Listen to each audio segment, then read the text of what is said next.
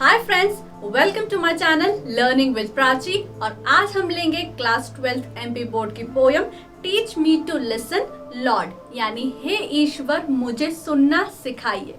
तो पहले हम डिस्कस करेंगे इस पोयम के थ्रू हमारे जो पोएट है वो हमें क्या संदेश देना चाहते हैं, और फिर हम डिस्कस करेंगे इस पोयम को stanza by stanza. So let's get started.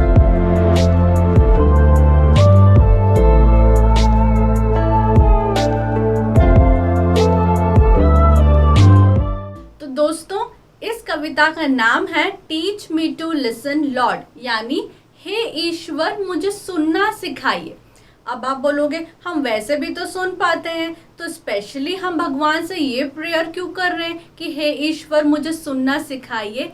क्योंकि इस कविता में हमारे जो कवि हैं हमको उन बातों को सुनने के लिए कह रहे हैं जो हमारी श्रवण सीमा में नहीं आती है। ठीक है, अब लोगों की जो मन की बातें होती है वो मुंह से नहीं बोलते हैं, इसीलिए हम भगवान से दुआ कर रहे हैं, प्रार्थना कर रहे हैं कि हे भगवान मुझे इन आवाज़ों को सुनना सिखाइए। ठीक है, अब यहाँ पे हमको एक डिफरेंस को याद रखना है। There is a difference between hearing and listening, यानी सुनने में और ध्यान से सुनने में फ़र्क है।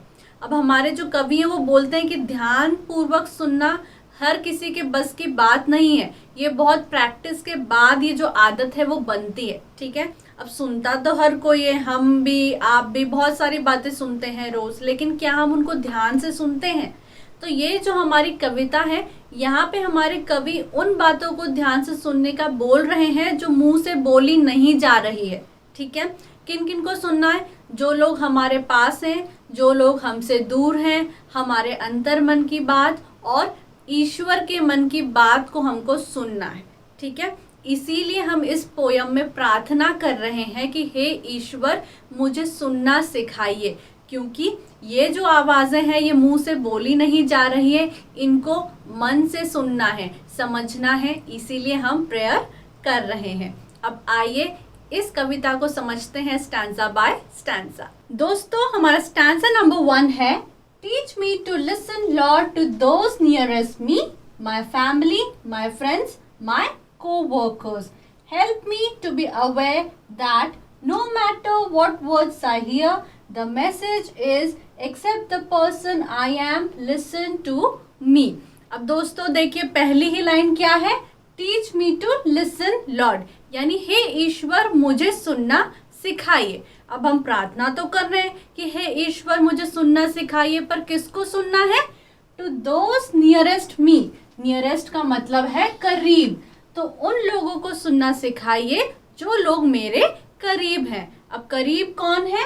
My family, my friends, my coworkers, मेरा परिवार, मेरे दोस्त और मेरे कोवर्कर्स। कोवर्कर्स का मतलब होता है वो लोग जो हमारे साथ काम करते हैं। ठीक है, ऑफिस में या दूसरी जगह पे जो लोग हमारे साथ काम करते हैं उनको कोवर्कर्स बोलते हैं। ठीक है, help me to be aware that no matter what words I here.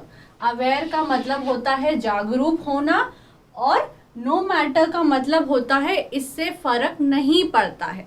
तो इन दोनों लाइन का ये मतलब है कि हे ईश्वर मुझे जागरूक करिए, और इससे फर्क नहीं पड़ रहा है कि मैं क्या सुन रहा हूँ। No matter what words I hear, यानी हमारे कवि बोल रहे हैं कि इससे फर्क नहीं पड़ रहा है कि मैं क्या सुन रहा हूँ। The message is accept the person I am, listen to मी।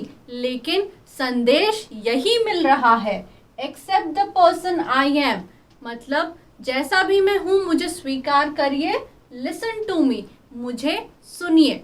अब देखिए इसका डीपर मीनिंग क्या है। इसमें जो कवि है वो बोल रहे हैं कि हे ईश्वर मुझे सुनना सिखाइए उन लोगों को जो मेरे करीब हैं, जैसे कि मेरा परिवार, मेरे दोस्त, मेरे कोवर्कर्स। अब हमारे जो कवि हैं वो बोलते हैं कि इससे फ़र्क नहीं पड़ रहा है कि मैं क्या सुन रहा हूँ। ठीक है, जब भी हमारे परिवार वाले, हमारे दोस्त, हमारे कोवर्कर्स हमसे बात करते हैं तो हम उनका आकलन करने लगते हैं, उनकी आलोचना करने लग जाते हैं, बोलते हैं कि तूने ऐसा नहीं किया, तूने वैसा नहीं किया, तूने ये गलत किया, तूने वो गलत किया। तो क्या करते हैं, बाद में वो हमको अपनी मन की बात बताते ही नहीं है, क्योंकि हम उनकी इतनी आलोचना कर देते हैं, आकलन कर देते हैं, उनको जज करते हैं। तो इसीलिए हमारे जो कवि हैं वो बोल रहे हैं कि जब हमारे परिवार वाले, हमारे दोस्त अपने मन की बात हमसे शेयर करते हैं, हमसे बांटते हैं, तो कहीं ना कहीं वो यही कहना चाहते हैं कि हम जैसे भी हैं हमको स्वीकार करो, हमको सुनो, हमको जज मत करो, ठीक है। क्योंकि हमारे जो दोस्त हैं, हमारे जो परिवार वाले हैं, वो हमारे प्यार के लायक हैं, ठीक है। वो भी हमारा प्यार चाहते हैं, हमारी संवेदना चाहते हैं। कहीं ना कहीं वो चाहते हैं कि हम लोग उनको सुने, ध्यान से सुने। इसलिए हमारे कवि बोल रहे हैं कि हमको उनको सुनना है, ध्यान पूर्वक सुनना है और उनकी आलोचना नहीं करनी है, उनको सिर्फ प्यार और संवेदना देना है। दोस्तों, हमारा स्टैंजा नंबर 2 है, teach me to listen Lord to those far from me, the whisper of the hopeless, the plea of the forgotten and the cry of the anguished। ठीक है, पहले स्टैंजा में हमने किनको सुना था? जो लोग हमारे करीब हैं। लेकिन इस स्टैंजा में हम ईश्वर से प्रार्थना कर रहे हैं किसको सुनने की? जो लोग हमसे दूर हैं। तो हमारा कवि जो है वो बोलता है कि हे ईश्वर, मुझे सुनना सिखाइए उन लोगों को जो मुझसे दूर हैं। फार का मतलब है दूर होना, तो उन लोगों को सुनना सिखाइए मुझे जो लोग मुझसे दूर हैं। अब दूर कौन है? The whisper of the hopeless. Whisper का मतलब होता है बहुत ही धीमी आवाज में फुसफुसाना, जिसको कहते हैं। तो हमको किसकी आवाज सुनना है? The whisper of the hopeless. Hope का मतलब आशा होता है और होपलेस का मतलब होता है वो इंसान जिसकी जिंदगी में आशा की कोई किरण नहीं है, जो अपनी सारी उम्मीदें खो चुका है, ठीक है। तो मुझे उसकी आवाज को सुनना सिखाइए, ठीक है। The plea of the forgotten. Plea का मतलब रिक्वेस्ट करना होता है, ठीक है। और फॉरगॉटन का मतलब है वो लोग जिनको समाज भुला चुका है, ठीक है। तो मुझे उन लोगों की आवाज़ सुनना सिखाइए जिसने अपनी ज़िंदगी में सारी आशा खो दी हो, जिनको समाज भुला चुका है। The cry of the anguished. Anguished का मतलब होता है जो लोग बहुत ही पीड़ित हैं, जिनकी ज़िंदगी में बहुत सारी परेशानियां हैं, जो अपनी परेशानियां किसी से बांट नहीं सकते। तो हे ईश्वर, मुझे इन पीड़ित लोगों की परेशानी सुनना सिखाइए। तो हमारे जो कवि हैं वो बोल रहे हैं कि हे ईश्वर, मुझे सुनना सिखाइए उन लोगों को जो मुझसे दूर हैं, जैसे कि होपलेस, जिनने सारी आशाएं खो दी हो। The plea of the forgotten, जिसको समाज भूल चुका है। The cry of the anguished, यानी जो पीड़ित लोग हैं, शोषित लोग हैं, उपेक्षित लोग हैं, मुझे उन लोगों की आवाज़ सुनना सिखाइए। दोस्तों, हमारा स्टैंजा नंबर 3 है, Teach me to listen, Lord, to myself. Help me to be less afraid, to trust the voice inside in the deepest part of me. पहले स्टैंजा में हमने किनको सुना? जो हमारे करीब हैं। दूसरे स्टैंजा में किनको सुना? जो हमसे दूर हैं।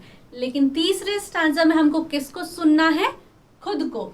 तो हे ईश्वर, मुझे सुनना सिखाइए। To myself, यानी मेरी अंतर आत्मा की आवाज को सुनना सिखाइए, ठीक है। Help me to be less afraid, मुझे कम डरना सिखाइए। अब ऐसा क्यों बोल रहे हैं कवि कि मुझे कम डरना सिखाइए?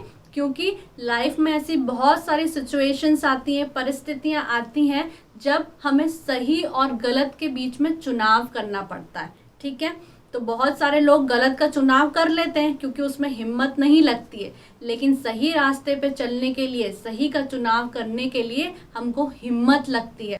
इसीलिए हमारे कवि बोल रहे हैं कि help me to be less afraid, मुझे कम डरना सिखाइए, ताकि मैं कठिन परिस्थितियों में भी, डिफिकल्ट सिचुएशंस में भी सही चुनाव कर सकूं, सही चुन सकूं। To trust the voice inside. Trust मतलब भरोसा करना और वॉइस का मतलब है आवाज़ और इनसाइड का मतलब है अंदर। तो मुझे अपने अंतर मन की आवाज़ को सुनना सिखाइए, उस पर भरोसा करना सिखाइए। In the deepest part of me, तो ये आवाज़ कहाँ से आ रही है? डीपेस्ट पार्ट ऑफ मी, मतलब मेरे बहुत ही अंदर से आ रही है, मतलब अंतर मन से आ रही है, दिल से आ रही है। तो हे ईश्वर, मुझे सुनना सिखाइए खुद ही की अंतर मन की आवाज़ को, ताकि मैं विषम परिस्थितियों में भी, डिफिकल्ट सिचुएशंस में भी सही का चुनाव कर सकूं, और जिंदगी में कम डरूं।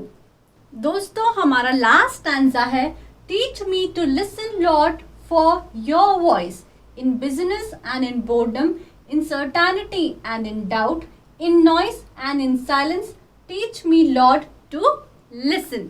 अब हमको हमारे जो कवि है वो बोल रहे हैं कि हे ईश्वर मुझे सुनना सिखाइए, फॉर योर वॉइस यानी आपकी आवाज़ को सुनना सिखाइए, यानी कि ईश्वर की आवाज़ को सुनना सिखाइए। In business and in boredom, business का मतलब है कहीं पे व्यस्त होना, तो जब मैं कहीं पे व्यस्त हूँ लेकिन मुझे ऐसा लगे कि मुझे आपकी ज़रूरत है, तो मुझे उस बिजीनेस में भी, उस व्यस्तता में भी आपकी आवाज़ को सुनना सिखाइए। एंड इन बोर्डम, जब मैं बोर हो रहा हूँ तब भी।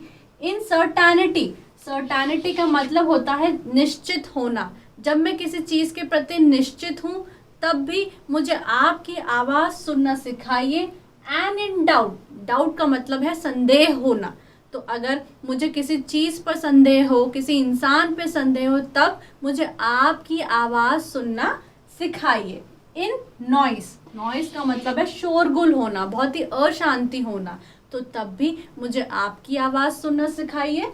एंड इन साइलेंस, साइलेंस का मतलब है बहुत ही शांति होना, ठीक है, तो तब भी उस शांत वातावरण में भी मुझे आपकी आवाज़ सुनना सिखाइए।